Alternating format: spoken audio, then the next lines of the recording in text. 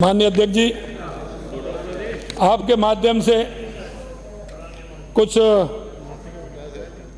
नवीन घोषणाओं का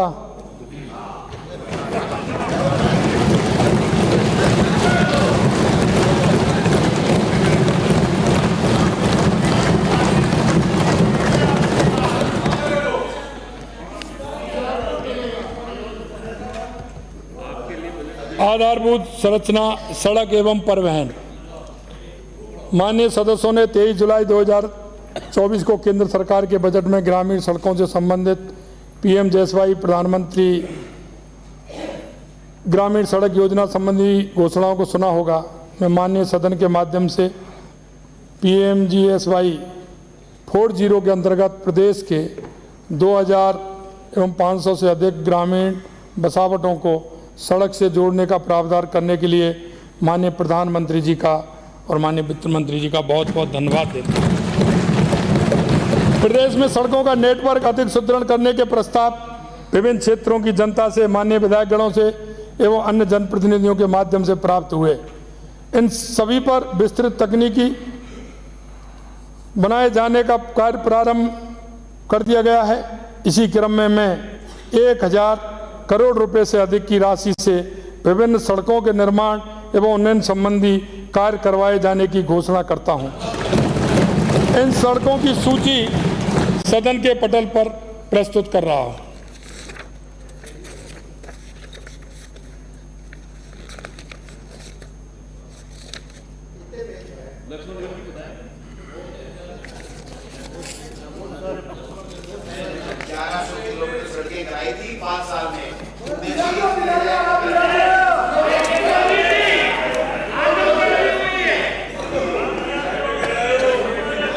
माननीय अध्यक्ष जी, ग्रामीण क्षेत्रों के निवासियों को भी शहरी क्षेत्रों के समकक्ष सुविधाएं प्राप्त हो सकें, इस हेतु हमारे द्वारा सतत रूप से प्रयास किए जाएंगे। इसी कड़ी में प्रथम चरण के रूप में 10,000 से अधिक आबादी वाले ग्रामीण क्षेत्रों में सीमेंट कंक्रीट के अटल प्रगति पथ निर्मित किए जाने की घोषणा करता हूं।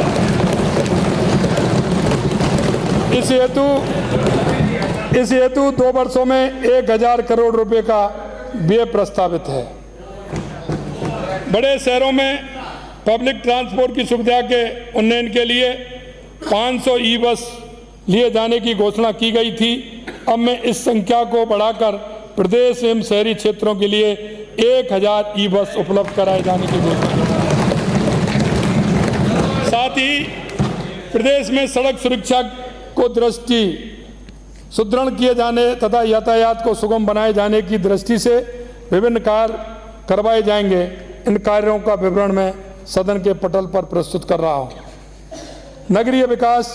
प्रदेश के बड़े शहरों के विकास को गति देने की दृष्टि से बीकानेर एवं भरतपुर यूआईटी को अर्बन इम्प्रूवमेंट ट्रस्ट का उन्नयन कर डेवलपमेंट अथॉरिटी का गठन करने की घोषणा करता हूं। साथ ही समस्त नगरीय निकायों में जन सुविधा के कार्य समयबद्ध एवं गुणवत्ता रूप से संपादित हों, इसलिए जिला स्तर पर जिला नगरीय आयुक्त, डिस्ट्रिक्ट म्युनिसिपल कमिश्नर भी नियुक्त किया जाना प्रस्तावित करता हूं।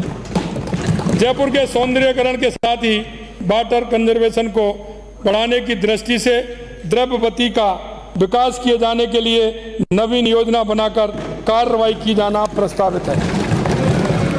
10,000 से अधिक आबादी वाले कस्बों, आसपास के गांव को सम्मिलित करते हुए चरणबद्ध रूप से 100 क्लस्टरों में फीकल स्लज मैनेजमेंट के कार्य करवाए जाएंगे। प्रदेश में सीवरेज ड्रेनेज संबंधी विभिन्न कार्य करवाए जाएंगे। इन कार्यों की सूची भी मैं सदन के पटल पर रख रहा हूं। बालोतरा एवं पाली ट्रीटेड वाटर को औद्योगिक इकाइयों तक पहुंचाने के लिए 43 किलोमीटर वाटर लाइन सिस्टम विकसित किया जाएगा। बनेड़ा, शाहपुर, गढ़सिंहपुर, श्रीगंगानगर, कनवास, सांगोद, कोटा एवं पोखरण, जैसलमेर में रोडवेज बस स्टैंड संबंधी कार्य कराए जाएंगे। पेयजल में प्रदेश में पेयजल सुविधा हेतु लगभग 540 करोड़ रुपए की लागत से विभिन्न कार्य करवाए जाएंगे। इन पेयजल कार्यों की सूची भी सदन के पटल पर रख रखा हूँ। प्रदेशवासियों को उपलब्ध कराए जा रहे पेयजल की गुणवत्ता एवं स्वच्छता सुनिश्चित करने की दृष्टि से विभागीय टेस्टिंग लैब को राष्ट्रीय स्तर का बनाया जाकर NABL से मान्यता प्राप्त करने हेतु इस वर्ष लगभग 15 करोड़ 50 लाख रुपए का व्यय किया जाएगा। साथ ही वाटर टेस्टिंग सैंपल्स को जियो टैगिंग कर ऑनलाइन किया जाएगा। माननीय अध्यक्ष जी, मैं माननीय सदस्यों को जानकर प्रसन्नता होगी कि हमारे द्वारा प्रदेश को ऊर्जा उत्पादन के क्षेत्र में आत्मनिर्भर बनाने की दिशा में 24 जुलाई 2024 को जैसलमेर के पोखरण में 400 मेगावाट सौर ऊर्जा का उत्पादन प्रारंभ कर डिस्कॉम को सस्ती बिजली मिलना प्रारंभ हो चुकी है। इस क्रम में शीघ्र ही SCLL और गेल से भी MOU करते हुए 4100 मेगावाट क्षमता का सृजन किया जाएगा। केंद्र सरकार के सहयोग से कृषकों के खेत पर कुसुम परियोजना HAM मॉडल के माध्यम से 1000 मेगावाट अतिरिक्त उत्पादन किए जाने की मैं घोषणा करता हूं। साथ ही प्रदेश में HAM मॉडल पर बैटरी ऊर्जा भंडारण प्रणाली BESS का कार्य हाथ में लिया जाकर चरणबद्ध रूप से लगभग 2000 मेगावाट विद्युत उत्पादन क्षमता सृजित की जानी प्रस्तावित है। ऊर्जा उत्पादन के लिए निजी क्षेत्र को अतिरिक्त प्रोत्साहन देते हुए कैप्टिव पावर उत्पादन की सीमा को 100% से बढ़ाकर 200% किए जाने की घोषणा करता हूं। हमारे द्वारा किए गए त्वरित प्रयासों के फलस्वरूप फीडर सेग्रीगेशन के अंतर्गत कृषि और घरेलू कनेक्शनों को पृथक करने के लिए केंद्र सरकार द्वारा 7,900 करोड़ रुपए की परियोजना को मंजूरी दिए जाने पर माननीय प्रधानमंत्री महोदय को धन्यवाद ज्ञापित करना चाहता हूं, जिससे घरेलू उपयोग के लिए 24 घंटे निर्बाध बिजली देने में मदद मिलेगी। इसके साथ ही विद्युत प्रसारण तंत्र सुदृढ़ीकरण हेतु विभिन्न क्षमता के GSS स्थापित किए जाने प्रस्तावित हैं। इन GSS की सूची में सदन के पटल पर प्रस्तुत कर रहा हूं। औद्योगिक विकास, युवा उद्यमियों को वित्तीय संबल के साथ रोजगार के नए अवसर उपलब्ध कराने तथा औद्योगिक विकास की गति को तेज करने के लिए युवा उद्यमिता प्रोत्साहन योजना के अंतर्गत 6% ब्याज पुनर्भरण हेतु ऋण की सीमा को बढ़ाकर 2 करोड़ रुपए किए जाने की घोषणा करता हूं। दस्तकारों को और अधिक संबल प्रदान करने के लिए PM विश्वकर्मा योजना के अंतर्गत कारपेंटर, मूर्तिकार, कुम्हार, राजमिस्त्री 18 ट्रेड के ऐसे दस्तकारों को उपलब्ध कराए जा रहे 5% की दर पर ऋण हेतु 2% अतिरिक्त ब्याज अनुदान दिए जाने की घोषणा करता हूं। इस वर्ष 1 लाख दस्तकारों को लाभान्वित कर 20 करोड़ रुपए का ब्याज अनुदान दिया जाएगा। खुशियारा, बारा व पंडेर, जहाजपुर, शाहपुरा में औद्योगिक पार्क एवं अजमेर में IT पार्क स्थापित किए जाना प्रस्तावित है। अप्रधान खनिज की प्रोसेसिंग से जुड़े हुए उद्योग एवं उद्यमियों को प्रोत्साहित करने के लिए उनके वार्षिक शुल्क को 25,000 रुपए से घटाकर 15,000 रुपए तथा ट्रांजिट पास हेतु निर्धारित शुल्क 10 रुपए प्रति ट्रांजिट को घटाकर 2 रुपए प्रति ट्रांजिट करने की घोषणा करता हूं। उद्यमियों को पेड सैंपलिंग की सुविधा प्रदान करने के लिए बांसवाड़ा, बूंदी, हनुमानगढ़, झालावाड़, जयपुर, जैसलमेर, झुंझुनू, नागौर, सवाई राजसमंद, सवाई माधोपुर व सिरोही में लैब स्थापित किए जाएगी। साथ ही सभी लैब को NABL से प्रमाणित कराया जाएगा। शिक्षा एवं युवा खेल, माननीय प्रधानमंत्री जी की प्रेरणा से इस वर्ष के केंद्र के बजट में युवाओं को स्किल एवं अप्रेंटिसशिप के लिए समुचित प्रावधान किए गए हैं। इसमें PMS पैकेज के अंतर्गत प्रदेश के 2,50,000 से अधिक युवाओं को लाभान्वित किया जाना प्रस्तावित है। युवाओं को अपने भविष्य संबंधी आशंका से मुक्ति दिलाने की दृष्टि से भर्ती में लगने वाले समय को कम करना आवश्यक है। इस उद्देश्य से भर्ती परीक्षाओं के बाद दस्तावेज सत्यापन संबंधी विभाग के स्तर पर किए जाने के साथ ही विज्ञप्ति उपरांत भी रिक्तियों की संख्या में 50% वृद्धि के प्रावधान को बढ़ाते हुए 100% करने की घोषणा करता हूं। प्रदेश के युवाओं को सरकारी भर्तियों में अधिक अवसर प्राप्त हो सके, इस हेतु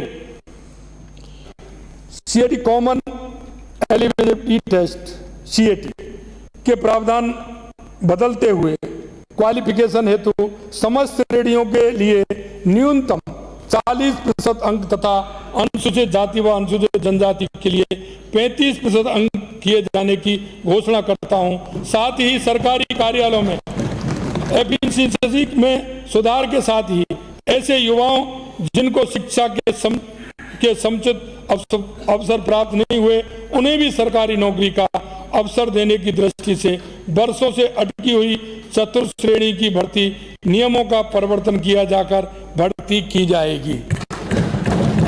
युवाओं को समस्त आवश्यकताओं को यथा बेरोजगार युवाओं के पंजीयन, रोजगार मेलों के आयोजन, एक्सपोजर विजिट हेतु आवेदन एवं मुख्यमंत्री युवा सम्मेलन योजना के संचालन आदि की दृष्टि से वन स्टॉप सॉल्यूशन के रूप में employment exchange management system EEMS 20 portal तैयार किया जाना प्रस्तावित है। प्रदेश में शिक्षा के विस्तार की दृष्टि से नवीन महाविद्यालय, पॉलिटेक्निक महाविद्यालय, संकाय विषय शुरू किए जाने, महाविद्यालयों का क्रियान्वयन, विद्यार्थियों को की आवासीय सुविधा संबंधी विभिन्न कार्य किए जाने प्रस्तावित हैं, जिनका विवरण मैं सदन के पटल पर रख रहा हूं।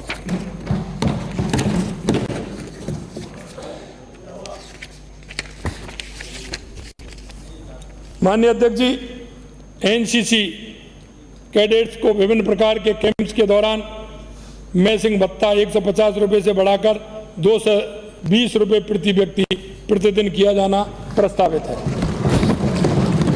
पाली बाली खीवसर नागौर तथा लोहावट, बापनी, ढेचू, फलोदियों में खेल स्टेडियम का निर्माण किया जाएगा। चिकित्सा एवं स्वास्थ्य, प्रदेश में सुपर स्पेशलिटी चिकित्सा को नए आयाम देने के लिए RUHS का उन्नयन कर एम्स दिल्ली की तर्ज पर Rajasthan institute of medical science RIMS की स्थापना किए जाने की घोषणा करता हूं। इस पर चरणबद्ध रूप से 750 करोड़ रुपए व्यय किए जाएंगे। प्रदेश में चिकित्सा सुविधाओं के उन्नयन के लिए विभिन्न चिकित्सा स्थापनाओं की स्थापना एवं क्रियान्वयन किया जाएगा। इन संस्थानों की सूची में सदन के पटल पर प्रस्तुत कर रहा हूं। श्री गंगानगर व मेडिकल कॉलेज कोटा में कैंसर मरीजों की सुविधा के लिए अत्याधुनिक लीनियर एक्सीलेटर मशीन उपलब्ध कराई जाएगी। हमारे द्वारा 10 जुलाई 2024 को प्रस्तुत बजट में इलेक्ट्रोपैथी विद्या के संबंध में आवश्यक परीक्षण कर कार्रवाई करने की घोषणा की गई थी। इसी क्रम में समुचित परीक्षण उपरांत अब मैं हमारी गत सरकार के कार्यकाल में लाए गए राजस्थान इलेक्ट्रोपैथी चिकित्सा पद्धति अधिनियम 2018 के अंतर्गत एक इलेक्ट्रोपैथी बोर्ड का गठन किया जाकर प्रथम चरण में के रूप में 5 करोड़ रुपए का प्रावधान करना प्रस्तावित है। सामाजिक सुरक्षा, हमारे द्वारा जरूरतमंद परिवारों की महिलाओं को संबल प्रदान करने के लिए प्रधानमंत्री उज्ज्वला योजना तथा BPL श्रेणी के परिवारों को 450 रुपए मात्र में LPG सिलेंडर उपलब्ध कराया जा रहा है। माननीय प्रधानमंत्री जी के पहल के कारण संभव हुई इस योजना का दायरा बढ़ाते हुए सभी राशन का गेहूं प्राप्त करने वाले परिवार अर्थात NFSA के लाभान्वित को 450 रुपए में LPG सिलेंडर उपलब्ध कराने की घोषणा करता हूं। PM आवास योजना 20 के अंतर्गत प्रदेश के 2 लाख से अधिक अल्प आय मध्यम वर्ग के शहरी परिवारों को चरणबद्ध रूप से लाभान्वित किया जाना प्रस्तावित है। साथ ही अधिसूचित कच्ची बस्तियों में पक्के आवास से वंचित ऐसे निवासरत परिवारों को स्वयं का पक्का आवास उपलब्ध कराए जाने के उद्देश्य से आश्रय योजना, Atal in situ slum housing redevelopment योजना आसरा शुरू कर स्वयं के पक्के आवास निर्माण हेतु राज्य सरकार द्वारा 1 लाख रुपए की सहायता राशि प्रदान किए जाने की घोषणा करता हूं। इस पर 50 करोड़ रुपए व्यय होंगे। पर्यटन एवं कला संस्कृति, प्रदेशवासियों की आस्था के केंद्रों तथा पैनोरमा बावड़ियों के विकास कार्य करवाए जाने प्रस्तावित हैं, जिनका विवरण मैं सदन की पटल पर प्रस्तुत कर रहा हूं। राजस्थान के साहित्य विशेषकर राजस्थानी साहित्य की पहचान को और आगे ले जाने की दृष्टि से हर वर्ष विजयदान देता साहित्य उत्सव मनाए जाने की घोषणा भी करता हूं। काले हिरण के संरक्षण हेतु छापरा जिले के आसोप क्षेत्र को आर्किड निश्चित व कंजर्वेशन रिजर्व क्षेत्र की घोषित किया जाना प्रस्तावित है। Rajasthan state pollution control board में न्यायिक निर्माण अधिकारी की नियुक्ति की जाएगी। साथ ही जयपुर एवं जोधपुर में Rajasthan state pollution control board के नवीन क्षेत्रीय कार्यालय शुरू किए जाएंगे। ग्रीन कोऑर्डिनेटिंग स्कीम के अंतर्गत हेल्थ केयर फैसिलिटी, होटल्स एवं ग्रुप हाउसिंग प्रोजेक्ट को भी सम्मिलित किया जाकर वैलिडिटी तथा इसके प्रावधानों के तहत लाभ दिया जाना प्रस्तावित है। कृषि ग्रामीण विकास एवं कृषक कल्याण, कृषकों को सौर ऊर्जा के साथ ड्रिप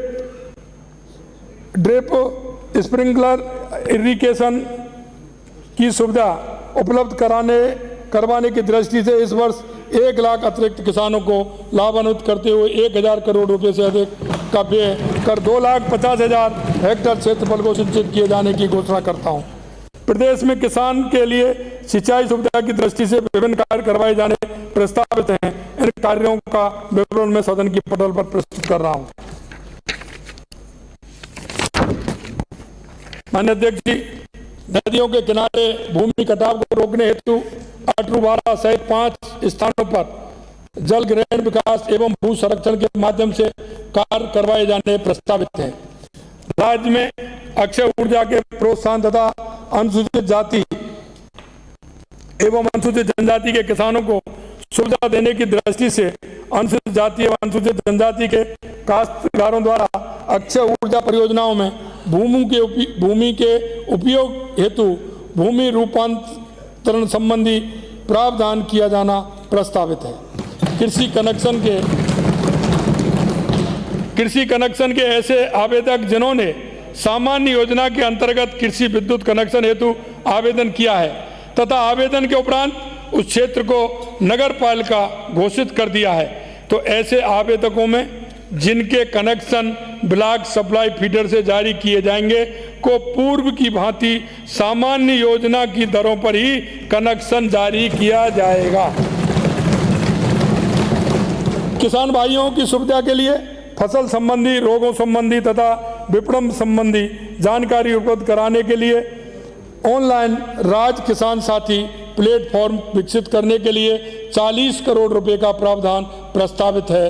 साथ ही काश्तकारों के बकाया सिंचाई शुल्क में मूल राशि एक मुश्त 31 दिसंबर 2024 तक जमा कराने पर 31 मार्च 2024 तक देय ब्याज माफ करने की भी घोषणा करता हूं।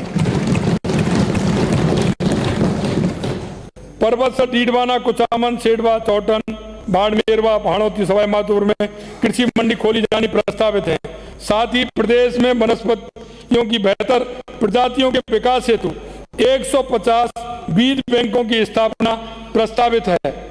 प्रदेश में गौवंश संरक्षण व संवर्धन की दृष्टि से पंजीकृत गौशालाओं को देय अनुदान में 10% वृद्धि किए जाने की घोषणा करता हूं।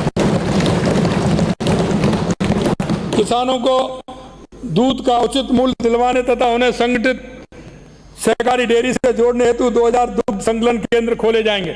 साथ ही चरणबद्ध तरीके से आगामी 2 वर्षों में बल्क मिल्क कूलर्स की स्थापना कर 3 लाख लीटर प्रतिदिन प्रशीतलन क्षमता की वृद्धि की जानी प्रस्तावित है। प्रदेश में पशु चिकित्सा सुविधा के विस्तार हेतु विभिन्न पशु चिकित्सा संस्थान खोले क्रमबद्ध किए जाएंगे। इन संस्थाओं की सूची भी सदन के पटल पर प्रस्तुत कर रहा हूं। प्रदेश में राजस्व एवं कर संबंधी अपीलों के संबंध में निस्तारण के लिए संस्थागत दृष्टिकरण करते हुए अजमेर जयपुर स्थित राजस्व मंडल एवं कर बोर्ड का एकीकरण किए जाने की भी घोषणा करता हूं। प्रदेश में अपराध एवं कानून व्यवस्था की विपरीत स्थिति उत्पन्न होने की स्थिति में तत्काल प्रभावी कार्रवाई संभव हो सके, इस दृष्टि से राज्य स्तरीय 100 सीटर अभय कमांड सेंटर की स्थापना करते हुए 500 अतिरिक्त सेंट्रल मोबाइल दल की उपलब्ध कराए जाने की घोषणा करता हूं। अपराधियों को बिना कोई मौका दिए अतिशीघ्र पकड़ने की दृष्टि से पुलिस फोर्स की एजिबिलिटी एवं मोबिलिटी बढ़ाए जाने की आवश्यकता है। इस दृष्टि से डीजी पुलिस एवं संबंधित उच्च अधिकारियों को सिक्योरिटी फंड गुप्त सुरक्षा निधि की राशि को दोगुनी किए जाने की घोषणा करता हूं। सुरक्षा के साथ साथ गश्त एवं निगरानी के लिए तिजारा खैरतल एवं बॉर्डर होमगार्ड की एक कंपनी तैनात की जानी प्रस्तावित है। केंद्र सरकार द्वारा युवाओं को रोजगार के अधिकाधिक अवसर देने के साथ ही देश सेवा का भी जज्बा उत्पन्न करने के लिए अग्निवीर योजना लाई गई थी। साथ ही इन अग्निवीर युवाओं के भविष्य को सुरक्षित करने की दृष्टि से केंद्रीय सशस्त्र बलों में इनकी नियुक्ति की भी व्यवस्था की गई है। इसी तर्ज पर प्रदेश में इन अग्निवीर युवाओं को पुलिस, आरएसी, जेल प्रहरी, वन रक्षक नियुक्ति दिए जाने का प्रावधान की घोषणा करता हूं।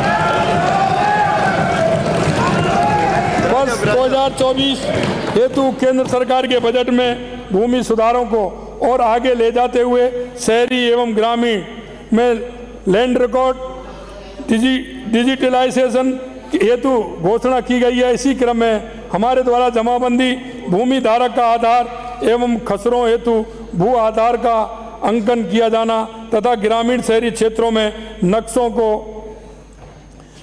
को आधारित किए जाना प्रस्तावित है। पंजीयन कार्य में गत वर्षों में वृद्धि होने के बाद भी वर्ष 2008 से डीड राइटर्स को भर्ती नहीं हुई है एवं पंजीयन कार्य को समयबद्ध रूप से आमजन को राहत देने के साथ ही युवाओं को अतिरिक्त जीविकोपार्जन के अवसर उपलब्ध कराने की दृष्टि से मैं नियमों का सरलीकरण करते हुए डीड राइटर की संख्या दुगनी कर 5000 किए जाने की घोषणा करता हूं। प्रदेश में उपभोक्ताओं के हितों के संरक्षण की दृष्टि से बाट व माप से संबंधित व्यवस्था सुदृढ़ करते हुए नवीन आईटी प्लेटफॉर्म की स्थापना तथा मोबाइल ऐप की सुविधा दिया जाना प्रस्तावित है। प्रदेश में प्रशासनिक कार्यों में सूचना प्रौद्योगिकी के बढ़ते उपयोग के कारण साइबर सिक्योरिटी का महत्व लगातार बढ़ता जा रहा है। ऐसी स्थिति में प्रदेश में साइबर सुरक्षा की दृष्टि से विभिन्न कदम उठाए जाएंगे। इनका विवरण मैं सदन की पटल पर प्रस्तुत कर रहा हूं। क्षेत्रीय कार्यालय के कवरेज के उन्नयन के लिए विभिन्न प्रशासन, पुलिस इकाइयों और न्यायालयों की स्थापना क्रमबद्ध किया जाएगा। इसकी सूची भी सदन पर पटल पर प्रस्तुत कर रहा हूं।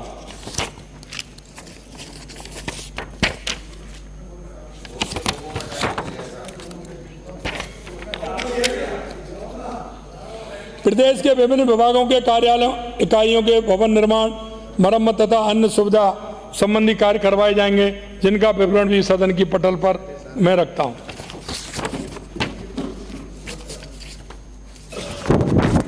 माननीय अध्यक्ष जी, गत सरकार द्वारा गठित कर्मचारी वेतन विसंगति परीक्षण समिति की रिपोर्ट आज भी परीक्षणाधीन है।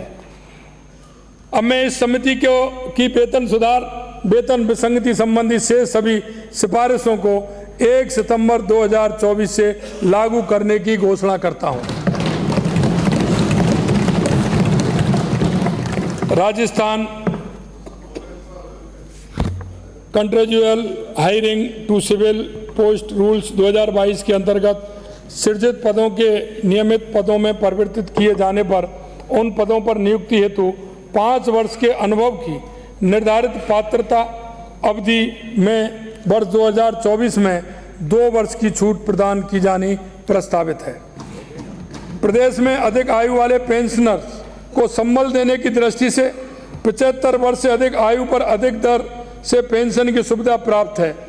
इस क्रम में पेंशनर्स को राहत देते हुए 70 से 75 वर्ष के पेंशनर्स के लिए 5% अतिरिक्त भत्ता दिए जाने की घोषणा करता हूं। हमारे द्वारा इस वर्ष के बजट में अपने जर्नलिस्ट साथियों के लिए भी कुछ सुविधाएं प्रावधानित की गई थी, लेकिन इसी क्रम में मैं उनके बच्चों को उच्च शिक्षा हेतु छात्रवृत्ति योजना प्रारंभ करने की घोषणा करता हूं। हमारी न्याय व्यवस्था को सुदृढ़ रखने में बार के वकील साथियों की महती भूमिका है। इनके परिवारों के जरूरत के समय हमारी सरकार हमेशा इनके साथ रहने के लिए प्रतिबद्ध है। इस दृष्टि से मैं बार काउंसिल के एक बारीय सहायता के रूप में 7 करोड़ 50 लाख रुपए प्रदत्त करने की घोषणा करता हूं। प्रदेश में आमजन के हितों की रक्षा उनके खुशहाल जीवन तथा प्रदेश के विकास के पथ पर ले जाने में विधायिका की सबसे बड़ी भूमिका है। कई वर्तमान एवं पूर्व माननीय विधायकों द्वारा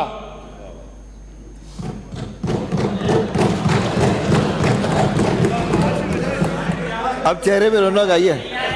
मैं आपका ही इशारा देख रहा था। सबसे वरिष्ठ बड़ी भूमिका है। कई वर्तमान एवं पूर्व माननीय विधायकों द्वारा मेरे समक्ष वेतन व वेतन संबंधी समस्या एवं सुझाव लाए गए। इस क्रम में मैं माननीय विधायक गणों को प्राप्त होने वाले वेतन तथा पेंशन में प्रति वर्ष स्वतः वृद्धि के प्रावधान जोड़े जाने की घोषणा करता हूं।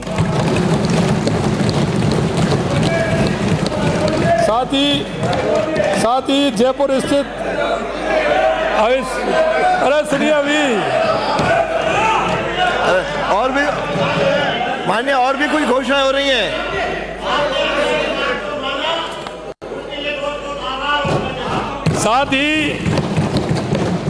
साथ ही जयपुर स्थित नए विधायक आवासों में अतिरिक्त सुविधा देने की दृष्टि से रूफटॉप सोलर प्लांट लगाए जाना प्रस्तावित करता हूं। माननीय अध्यक्ष महोदय, मुझे पूरा विश्वास है कि विकसित राजस्थान की संकल्पना को साकार करने में हमें आमजन के साथ साथ विपक्ष के साथियों का भी सकारात्मक सहयोग मिलेगा तथा प्रदेश विकास की नई ऊंचाइयों को छुएगा। अंत में मैं कहना चाहता हूं ये प्रण यही छूटे ना पीछे एक भी। ये प्रण यही सुनिए अंत में ये प्रण यही छूटे ना पीछे एक भी। मिलकर कदम बढ़ाएंगे, कोई ना रहे गरीब वंचित, सबको आगे लाएंगे। रोशन कर विद्या के मंदिर, ज्ञान का उजियारा फैलाएंगे। हर पल बड़े राजस्थान के नारे से कीर्ति ध्वजा फहराएंगे। खेत खलियान लहराकर धरा पुत्र की बढ़ाएं मुस्कान। सपने हो साकार सभी के, सबका हो सम्मान। देश नहीं दुनिया में भी अद्वितीय बनेगा राजस्थान। हर बच्चा हर जन बोलेगा जय जय राजस्थान, जय जय राजस्थान। आप सभी को बहुत बहुत धन्यवाद। माननीय अध्यक्ष जी, बहुत बहुत धन्यवाद। आप कुछ कहें? 1 सेकंड।